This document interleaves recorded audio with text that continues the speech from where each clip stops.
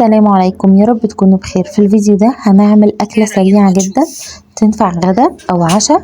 بجد مش هتاخد 10 دقايق تحضير، وبعد ما تستوي في الفرن أو على البوتاجاز هتبقى جاهزة. هنعمل طاجن الشيش طاووق. طبعا المكونات كلها هكتبها لكم في الديسكريبشن بوكس، ويلا بينا نبتدي. أنا عندي هنا حوالي نص كيلو صدور مقطعة مكعبات متوسطة. هنزل عليها بصلصة وليمون، ربع كوباية زيت وربع كوباية كاتشب، وحوالي 5 فصوص أو 6 فصوص توم.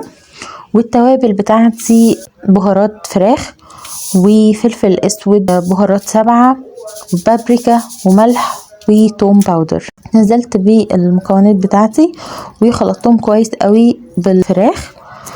وكان عندي بصل مقطعاه مكعبات، والمفروض فلفل مقطعاه مكعبات بس ما كانش عندي فريش، فكنت مخزنه فلفل عادي مقطعه شرايح، فيه مش فارقه كتير. وهنقلبهم مع بعض، هنقلب الخضار بالفراخ كويس قوي، وهنسيبهم حوالي ساعه، او ممكن نشتغل عادي على طول ونسويهم على طول. وهنزل بيهم بقى في اي طاسه او اي صينيه تدخل الفرن. نزلتهم في الصينيه بتاعتي، وهزودهم حوالي ربع كوبايه ميه، وهغطيهم بالألمونيوم فويل، وهدخلهم الفرن. هسيبهم بقى على درجة حرارة 200، هيستووا بقى ويبقى بالشكل الجميل ده.